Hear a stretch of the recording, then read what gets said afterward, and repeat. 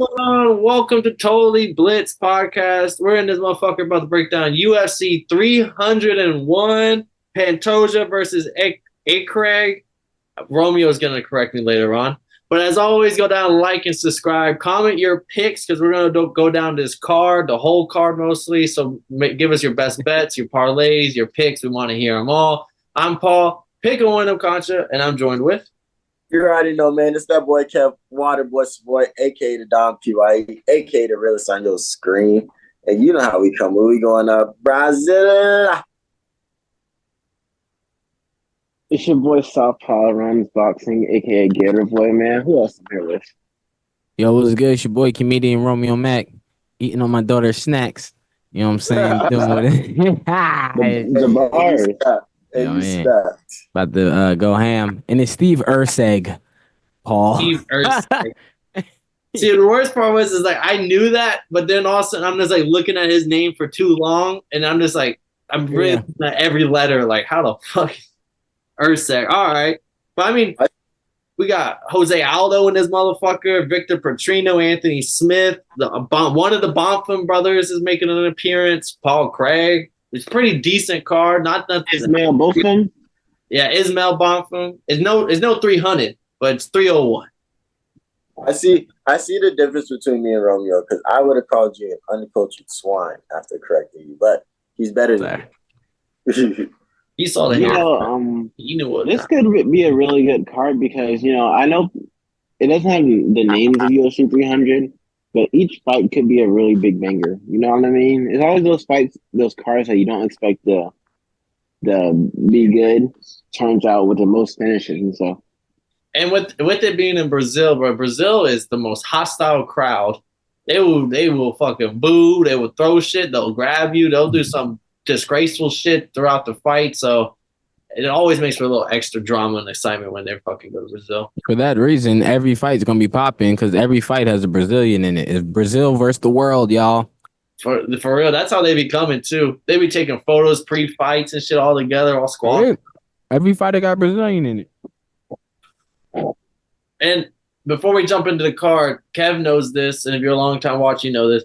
If it's a close fight on paper and you're betting, take the hometown fighter because they either gonna get the hometown cooking or Dana White put him in that fight for a reason because he wanted to boost that popularity in that country. So like, just take that whenever you're making your parlays. See, usually I would agree with that, but I feel like last time we went to Brazil did not put on for the fighters because didn't they leave last year during the main event? They I believe because they did get cooked last year because like Figgy lost. I can't remember everyone else on that card, but they got decimated. Mexico too. Sometimes Mexican fighters all hype, but I love Brazil, man. I can't wait to go either this year or next year. But UFC's back in this bitch. What fights do y'all want to talk first? First one, I mean, we're gonna kind of jump around this episode. We got Ismail Bonfim. Probably, yes. I think he's the biggest favorite on the card at -550. Taking on Vic Pichel, +375. Vic Pichel, if you know anything about him, great wrestler. Good test at lightweight for somebody like Bonfim who is coming off a loss, where Benoit Saint Denis was able to manhandle him early in the first round and get a submission, took him to the ground, and was honestly the first step in Benoit Saint Denis's climb to now the top 5 rankings he's at. So stopped the Bonfim train when he was a big favorite in France. Here he is a big favorite in Brazil against another pretty good takedown artist, averaging 3 takedowns a fight and like a long UFC career. So it's fucking solid numbers. Big favorite for a reason, though. How are we feeling for this fight? I like this fight. I like Ismail Bonfim. I call him Bonfim because when he fights, he uses both his hands. The way he stopped Terrence McKinney was nice, and he did get manhandled by Saint Denis. But look, man. He's gonna make a comeback in this fight, and I think he should work this guy. Yeah, I can agree with that. I mean, it's Saint Denis, you uncultured swine. But it's Saint Denis. Oh my bad. I said Saint Denis. You got Kev correcting you. It's bad. I said Saint Denis, didn't I? My bad. I could definitely agree with that. I think I've been a fan of Bonfim for a minute. Since he knocked out Terrence McKinney, I thought that was pretty fucking legit. Because I thought Terrence McKinney was a killer at that time. He's But a killer on Twitter. no, he's pretty funny. But I just think that Benoit Saint Denis showed that he's just in the top. He's just in the top tier, the upper echelons. He's just one off from the Islams and the Oliveras in this division. So I definitely can see Bumpum coming through and making it happen in this fight. Well, I'm not really familiar with either of them. Probably not by name or whatever. Probably if I seen them fighting, I'd be like, "Oh, that's dude." But just looking at their stats, I mean, it looks like it's gonna be pretty even. I mean, I ain't gonna lie. Just looking at who the other guy beat, Vic Pachel's around. He's a legit. He's 41, but like cardio, never a question. Great wrestling, yeah. legit guy. He's beat some guys, man. I'm rocking with. I think Ismail probably will win this fight, but at plus 375 and probably closer to fight day, it'll be maybe even the 400s.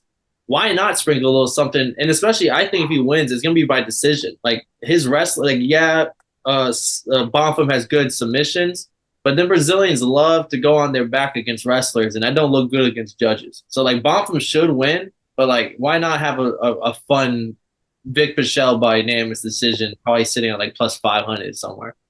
Yeah, I'm gonna have to. This one probably just be over the half. And I have to put it back. You don't think both of them can knock him out with both of his hands? Vic Pichel's only been knocked out once in his career. I know he's 41, but just having that wrestler mindset, even if you get rocked, you can always shoot for the takedown. Bonfim might be, and this isn't the elite Bonfim. This is the Bonfim brother that is still really good, but no one's expecting him to go on and fight for belts.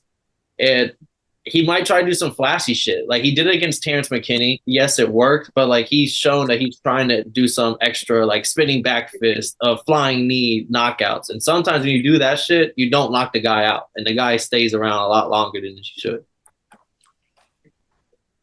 That was off though. He should win though. But I mean, Vic Pichel's no pushover. I'll put it like as sitting at plus 400 odds, you would think Vic Pichel's like 2-3 in the UFC. Like, nah, he's like 8-2 in the UFC. Oh wow. Then we're gonna jump up to that boy Romeo. Make sure we wouldn't forget Drakkar Close, minus 180, taking on Joaquim Silva, plus 150. We got a Brazilian as an underdog at home. I want to mark it down for the audience to know. But Romeo, I'm opening the floor to you. Yeah, I just want to do a quick little honorable mention. I wasn't really doing too big a deep dive on it. I just think I was like, oh, Drakkar Close fighting. He's on a win streak. His wrestling's pretty good, and he fights. So, and the guy I just seen, the guy he's fighting, he lost against the fucking dude we were just talking about. Fucking the other one, Vince Pitchell or whatever. Back in 2018. Yeah, so yeah, fuck that. This guy might be the sacrificial lamb for the Brazilian card. Similar, Joaquim Silva was a 3-0 UFC prospect before he ran into Vic Pichel. Just to point that out. But everyone that comes in the UFC is a 3-0. Blah blah blah blah blah blah. Yeah, that's true. But I mean, we got he does have a notable fight against Arman Zaryuki, and Arman, of course, got the knockout win. Oh, Arman worked him. And then Drakkar Close, the only like really high level fighter on his stat sheet is Benil Dariush, who also knocked him out a couple, I think like 2 years ago or so. So both of the guys have fought top talent. We've seen them get knocked off by top talent. So it is a pretty solid 50-50 fight. I'm going to go with the Brazilian. Like I said, if it's a close fight, 50-50, I'm probably going to rock with the Brazilian this card. I think inside the distance. You think this fight is finished? Yeah, because Drakkar fights. Like he's trying to finish people. And he wrestles pretty good. And if that other guy knows any Brazilian jiu-jitsu, it's going to come in handy. I will say Joaquim Silva's last 5 fights, 4 have been finished inside the distance. Yeah, I'm thinking inside distance for this one. Dang, bro, I might have to take Joaquim Silva. I'm not gonna lie to you. I don't know nothing about you. I've been taking Silva. You know what I'm saying? And then he's been through a lot. He's been through adversity. I'm taking so long. And then we move on up, and then move all the way up to. I think we're out of the early prelims, and now we're into the prelims. When you were in Brazil, this is Romeo's lady, but only in Brazil. Oh yeah, yo. Quick little honorable mention, because I'm not really basing off skill. I just know Lucindo, little sexy bitch, nice little sexy lips, and you know what I'm saying. I hope she sweats and does a lot of grappling. That's all. She is known for grappling. Jasmine Lucindo is the second biggest favorite on this card at minus 450. Carolina Collapslis, I don't know. I'm sorry, but she's plus 325. I don't know much about her. I do know Yasmin Lucindo is a solid prospect. She's youngish. She's 22. Like she is. You can see her record. Yeah, she has a couple losses, but she's young. You can see her camel toe. I mean, you can see a lot in this girl. That's all. It is poking. That's all I'm saying. For that, I will be taking her in this fight. Oh yeah, and she can fight. I mean, yeah. She got one. She got one bang. That's all you need to know. Right. What's next? Jack Shore plus 135 taking on Joannison Brito minus 160. Honestly, I really like this fight mostly because I'm a big Jack Shore fan. He was one of my guys I liked at featherweight on the come up before he lost to Ricky Simon and at UFC London. I think it was the first UFC London they kicked off a couple years ago. But since then, still look very solid. His family has liked a few of my tweets, retweeted a few of my tweets about Jack Shore. So also I kind of rock with the, I'm linked in with the fam, so I got with Jack Shore. Joannison Brito is the favorite here. He's on a 4-fight win streak. Really good submission artist. Got solid hands. Really he's great all around. It's gonna be a tough fight for Jack Shore. And this just shows you Jack Shore went from fighting trash cans to losing to Ricky Simon, and now UFC is like, all right, now you're going to fight 50-50 fights for the rest of your career. You're no longer going to have an easy road. We're going to feed you to the wolves. So hopefully my boy Jack Shore can continue to win streaks since the Ricky Simon loss. Yeah, I love it. Before anyone says anything, Romeo. I love it, man. What's it called? We big Jack Shore fans on the show. The only time I ever rooted against him was when he fought Ricky Simon. So we're taking Jack Shore on this fight. I just don't know how he's going to get it done. A lot of greats come from that place. Wale's, you know what I'm saying? Joe Cardina, Jack Shore. You know what I'm saying? Give me Jack Shore all day. I'm good on Jack Shore. If you lost to Ricky Simon by submission, which I know Ricky's grappling is good and everything, you got submitted by him. I don't think this other dude is weaker than Ricky. And from the looks of it, his grappling is way better. He is built. I'm going with the other guy.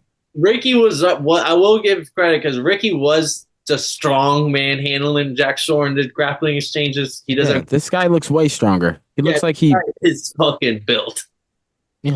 Herds animals with his bare hands. But Jack Shore fails, and if they know how to herd animals better than anybody, give me my boy Shore. Then, wow. I'll be looking back telling y'all I told you so. Then from one side of that island, what is it?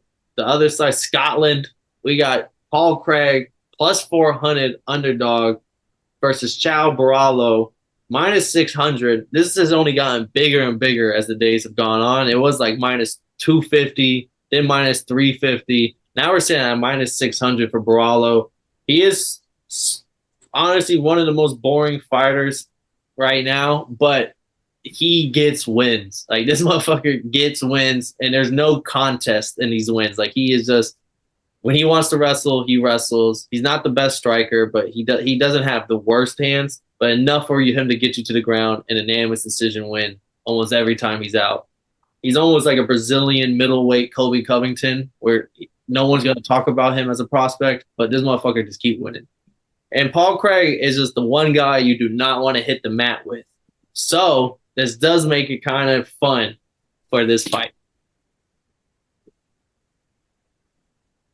I'm going with Barrio. Really? Paul Craig is fucking corny, yo. I'm so sick of this motherfucker. This nigga's mad lame. Like, oh, I jujitsu. We get it, Yo, nigga. You can talking about jujitsu. he's corny. And that nigga's corny, bro. I've seen this nigga like act like he's Brazilian, just like in the middle of the fight, just lay on his back, like like because he's losing. I'm like, it's lame when Nate Diaz does it, and it's lame when you're doing it. Paul Craig, he just wants to focus on his fucking jujitsu. I don't even think he cares to throw hands like that. And if he starts losing his hands, he's like, fuck it, I'll just do jujitsu. And he just doesn't care. He's mad fucking corny. What if the jiu-jitsu doesn't work though? It's not gonna work. Chow is strong as shit, and it's at middleweight for Paul Craig. You I'm think they? taking Char. Yeah, I'm taking Char. You think they would? You think they kicking Paul Craig out if you were to, out of the country if you were to get a submission using BJJ? You probably right. No, because he's known for jujitsu. They probably know about him. Probably like pros or some shit. I don't know, but I just know why is he at a lower weight class?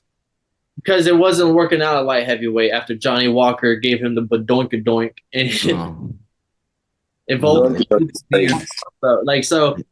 about to happen again. But that's why to me it makes it somewhat. He's at a smaller weight class. The Brawlo they're going to be about the same size. It's not like Brawlo's going to be able to manhandle him. So it's like the wrestling aspect for Brawlo is not going to be there. And it's not like he's the most devastating striker where you have to worry about, like, he's not Johnny Walker strong. He's not Volkan Luzimir strong. At the odds of plus 400, maybe I'm just giving these big dogs a bone, but somebody got to. And at plus 400, especially at submission or unanimous decision, like give me a two-way victory, I do think this fight goes over probably 2.5 rounds, 1.5 rounds, all that stuff. I think this fight either goes to the distance or Paul Craig gets a submission late in the fight. I think Paul Craig, honestly, being a bigger guy at a smaller weight class, can wrestle a little bit better more. And if Baralo's not gonna worry you on the feet, what's Paul Craig really biggest fear in this fight? He does do bullshit though. Don't get me wrong. There is a good chance where there's 2.5 rounds of him dropping on his back. And I think after every fight, I tell Kev, I'm never picking Paul Craig again because he just pulled the biggest bullshit ever. But here, Dog, I think Brawler got him on the floor and on the stand up. I just don't see Paul Craig. I see Paul Craig quitting. I like this game to go up. I mean, I'm not gonna lie. I've been watching this Knicks and Sixers game, and it's insane right now. Like literally. But ball. Yeah, I think Paul Craig's gonna go out there. He's really gonna try to get it done. But I did like the Barella. I just shocked that everybody was like crazy deep into the fuck Paul Craig vibes, because I was like, oh shit, I thought y'all boys was gonna see those odds and be like, I don't know, I might be something. I thought Paul was gonna hit us with I might sprinkle a little bit on Paul Craig just because. Might be a little sprinkle on Paul Craig to submission. There you go. Then damn, Embiid need to be at this card, by the way. He just slapped the fuck out of Jalen Brunson. Then we got this fight. Honestly, I don't know how this is a main card fight, but it is Michelle Piera minus 600 against Evil. The disrespect. Tierra. It's just right. Michelle Piera's been on prelims of like his last 10 fights, but now so he can never move up. He can, but it's just fucking UFC 301. Not exactly, yo. He should have been on the main card. He should have been on the main card. This motherfucker. Yo, first off, son, can I have the floor? Thanks. This motherfucker is the most exciting person to watch. Now he became not even really, but he was exciting as fuck. But he would gas out because he would be doing all type of backflips, flipping off the cage. This nigga would backflip into a full mount.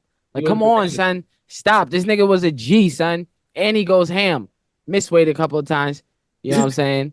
He at 170. So now he's up back. You know what I'm saying? He at 185. Dog, nigga is a fucking problem, dog. I always said, if this dude is disciplined, this dude is fucking champion. I promise you, son. If he fought like he fought on 300, because let's not forget, wasn't he on 300? Yeah. Or no, 299. It was 299. Whatever. He knocked that dude the fuck out. It was a sugar in the first round. Because he No, was no, no, no, dancing. He no, was no. dancing on that He card. He was knocked like, him out, and on the way down, he just snatched his neck on some gangster shit. That dude was knocked the fuck out. He is on a 7-fight win streak. He hasn't lost since 2020. I And got him for the next 6 fights. yeah, and Nico Price, Andre Vallejo, Santiago Pochettino, Andre Petrosky, Chaos Williams. Like, these are solid names along your way on a 7-fight win streak. Yeah, there's a reason Wonder Boy said no. He missed 2 pounds or 3. He's like, I'm good. But Ihor Peteria, he's mostly known for he got the Shogun Rua knockout last year in the first round. Shogun Rua, I think, retired after that. And Peteria did the whole dance on him, got booed. And then since then, he got knocked out twice. He got one win back in February. But yeah, Pierre is going to slaughter him. This is cow to the wolves. Gonna have the crowd going crazy. Yeah. y'all think he gonna dance again? Of course. Yeah, They're in Brazil. He got some moves. I ain't gonna lie, man. He was jigging. Then we got Anthony Smith. God damn, these are some big odds on the main card. We got Anthony Smith plus 375 versus Victor Petrino. This is Brazilian's best hope at light heavyweight, and Petrino got great wrestling. Like coming up before UFC was getting submission, takedowns. So this is manhandling people. Since joining UFC, he's known for his fucking knockouts. Undefeated. Enough said on that. And then Anthony Smith is fucking the test. Washed up. He is washed up, but this is the test. This is ever since the Johnny Walker fight, I've made it like a law that I can't pick Anthony Smith for no reason at all, ever. So I'm think we're gonna continue that streak of like why. There is no reason why, really. He's 1-3 in his last 4, and that one win over Ryan Spann is bullshit. And it was a rematch. Yeah, like he shouldn't even. It was split decision, and I mean, everyone thought Ryan Spann won that fight, but here we are. Anthony Smith should be in the booth, but instead he's in the cage. I don't know why. They're setting him up. You're one person man. I feel like would be rooting for Anthony They're Smith. setting him up to fire him in the cage and the booth. They're gonna be like, nigga, we just don't want nothing to do with you. Are you an Anthony Smith fan? Are you a Lionheart guy? I was until he didn't get the DQ from John Jones. I was like, boy, you stupid. I would have took that. Gator, fuck honor. Yeah, he's actually not bad in the booth, you know what I'm saying? He knows how to break down and analyze, and I agree with some of his takes, but as a fighter, he's not that good. And I do want to see him win, you know what I'm saying? I don't want to see him lose. I think it's sad when he loses, but this is a setup fight. They set him up for this one, you know, and this is just food for Victor. I really want to see I got some water for that. I'm trying to pull up the rankings right now because there's a New Zealand light heavyweight fighter that's undefeated as well. And that's who I want to – I can't find it. But that's who I want Victor Petrino to fight next. It's those two light heavy – both of them undefeated. Let them bang it out. Next fight, Jonathan Martinez, minus 160 against Jose Aldo. This is the toughest 37-year-old you're ever going to fucking find. Plus 135 for Aldo in Brazil. Jonathan Martinez minus 160. Martinez picked up where Rob Font left off on beating Adrian Yanez's ass, and he knocked him out in the second round after it kind of completely derailed Adrian Yanez after his hype train. And Martinez is honestly in that now in that top 10, top 7 rankings where if he gets a good win over Aldo at bantamweight, it's kind of like what's next for him. He is the favorite. But Aldo is not gonna. Aldo's no fucking easy fight. He was for Piotr Jan. That's fucking Peter Yan, bro. That's fucking. He was for Connor. But that's Aldo only loses to championship contenders or championship fighters. So Martinez is a contender, bro. Is he? That's what I'm saying. So if for Martinez to get this win, it would put him into that talk now. It's no longer you're in the rankings. It's contendership, or if you win this fight, if you lose this fight, you're back to the drawing board. Yeah, I thought he was gonna bring up Max Holloway next. I was waiting for it, but I I think Martinez is the truth. Shout out Aldo for coming back to the UFC. He low key kind of saved his card when it came to star power because they had to get because I feel like the original headline for this card was Poatan and Jamal Hill, but that had to get moved to 300. So like shout out Aldo for coming back and adding some star power to this card, but Martinez might be that guy to go ahead and handle that. If this was Demetrius Johnson, I feel like that's like the type of old that might be able to come back and fuck some shit up. But Aldo, I think he's just kind of just a little too far past his prime. Not to mention, Aldo's also been doing a ton of boxing. I think Aldo's finished, to be honest. You know what I'm saying? It's over for Aldo. Martinez is, you know what I'm saying, he's a little younger. He's gonna be on the rise, you know what I'm saying? He's gonna look to be a little bit in that contender area, like around that top 5 area. That's where he wants to be. So, giving Martinez all day, Aldo's gonna get sent right back to retirement because I don't think they'll give him another fight after this. They shouldn't. Martinez. Decision. Y'all son of a bitch. Aldo's inactivity is what scares me the most because it's like 2021 or 2020 beat Cheeto. 2021 beat Pedro Munoz and Rob Font. Solid wins. Then didn't fight till 2022. Then he loses to Marab, and we haven't seen him since. So it's 2024. First off, it's a year and some change of inactivity. Inactivity in MMA. He's been boxing.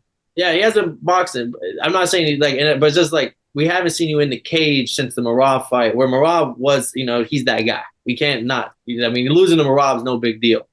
But is it still the guy who beat Rob Font in 2021? Am I still getting that Jose Aldo at 37? And I think so. He's been active in boxing. He's just one of them MMA wonders where I think the leg kick is going to play a big factor in just his overall durability. I think he's just going to be able to get the better shots, and he's just a slicker puncher.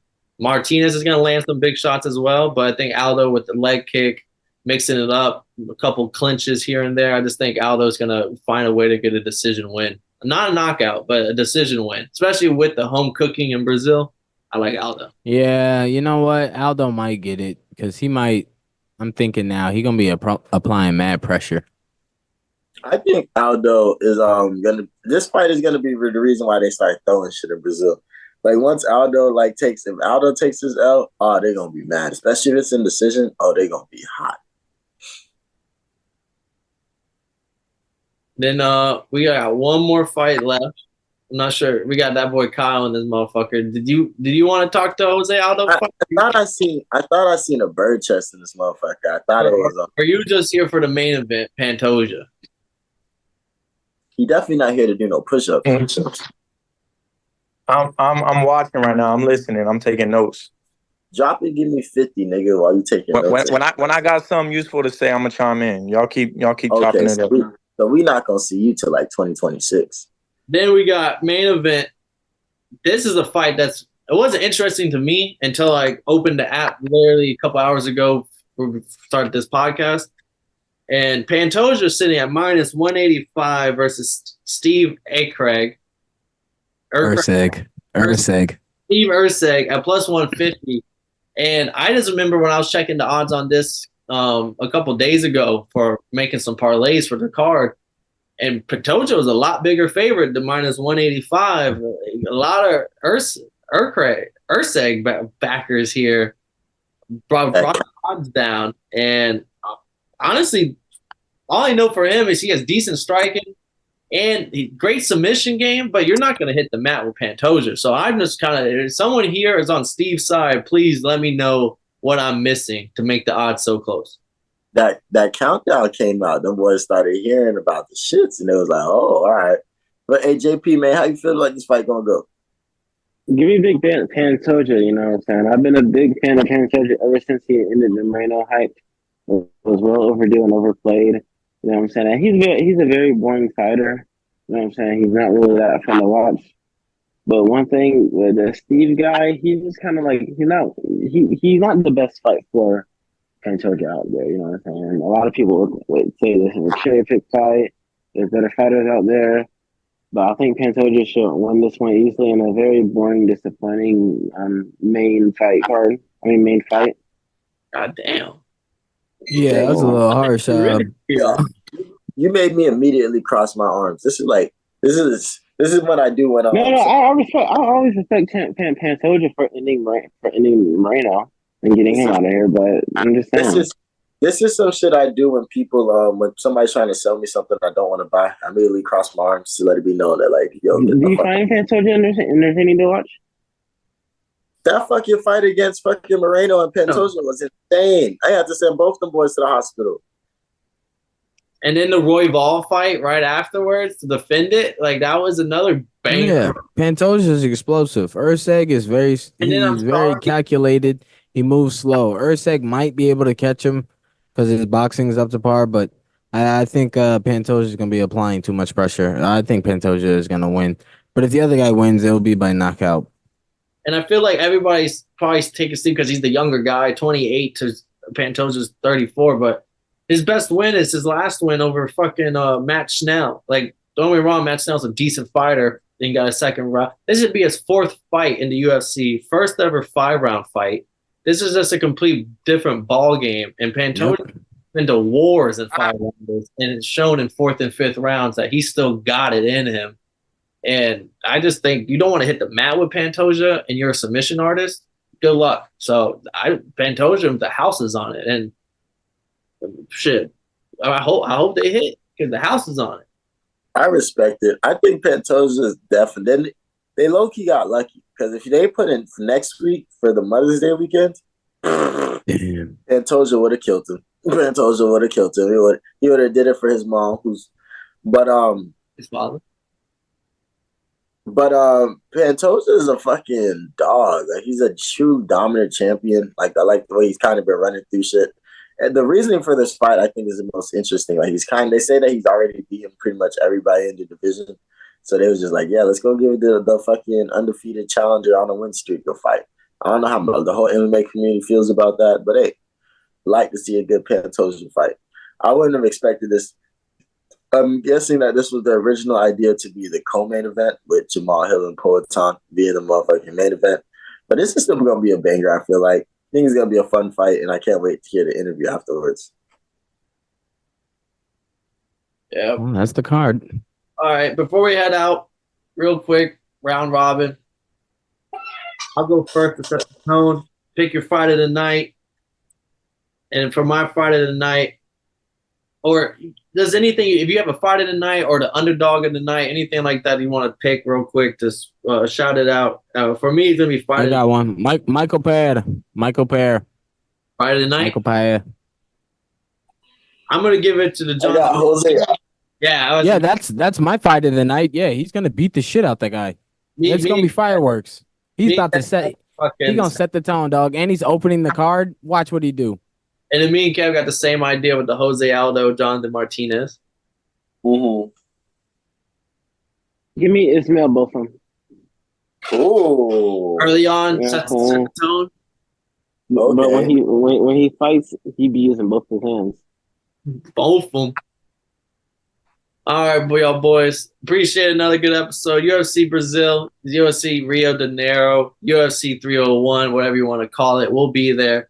As always, go down and like and subscribe. Shout out comedian Romeo Mack. Go check out his channel. Subscribe. Go check his episode out as well. As always, I'm Paul Pickle-Winner with Kevin Waterboy Savoy, JP Southpaws Run Boxing Jamari, and comedian Romeo Mack. And if y'all didn't know, well, now I know, motherfuckers.